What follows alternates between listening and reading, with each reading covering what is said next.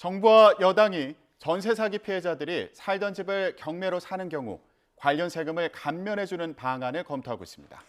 경매 시 우선 매수권을 부여하는 피해구제특별법 제정 방침에 이어 후속 조치를 내놓은 건데 피해자의 전세 보증금을 보전해주는 게 우선이라는 야당과 입장 차이를 좁히지 못하고 있습니다. 황윤태 기자의 보도입니다.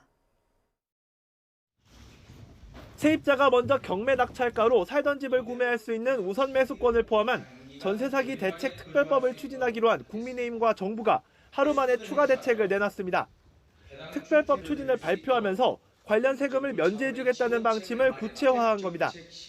피해 주택을 경매로 사들일 경우 주택 가격의 1에서 3%에 해당하는 취득세를 절반에서 최대 전액까지 면제해주는 방안을 검토하기로 했습니다. 특별법을 통해서 피해 임차인의 주거권을 보장하겠습니다. 임차주택을 낙찰받을 때 관련 세금을 감면하고 주택 취득 이후 부과되는 재산세 역시 피해자 지원 차원에서 면제해주는 방안도 거론됩니다.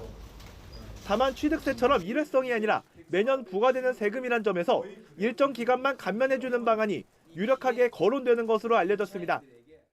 여당 핵심 관계자는 YTN과 통화에서 지방세인 취득세와 재산세 감면 등을 위한 지방세 특례 제한법 개정을 준비하고 있다며 피해구제 특별법과는 별개로 추진될 것이라고 설명했습니다.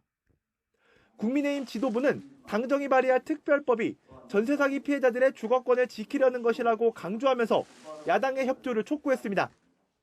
피해자들의 주거권을 지키는 가장 현실적인 대책이라고 생각합니다.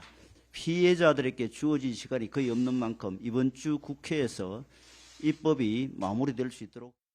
하지만 국회 본회의가 이번 주 예정된 상황에서 함께 법안을 처리할 야당과 온도차를 낮추는 게 관건입니다. 민주당은 피해 세입자들에게 국가가 먼저 전세보증금을 돌려주고 이후에 집주인 등에게 구상권을 청구하는 방식으로 피해를 보전해줘야 한다는 입장을 고수하고 있습니다. 전세 사기 피해자들을 만난 이재명 대표도 국가가 피해 보상 예산에는 인색하다고 지적하면서 정부 여당의 전향적인 태도를 압박했습니다. 소액이라고 할 수밖에 없는 이런 피해 보상 관련된 예산에 대해서 너무 인색하다.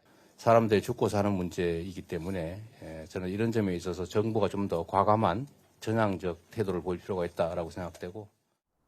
하지만 재원과 형평성 문제로 재정으로 보증금을 반환하는 건 불가능하다는 정부 여당 입장도 완고하긴 마찬가지입니다. 가능하면 빠르게 전세 사기 대책 입법을 처리하겠다고 공감대를 이룬 여야가 실효적인 대책에 합의해 입법까지 이어갈 수 있을지 주목됩니다. YTN 황윤태입니다.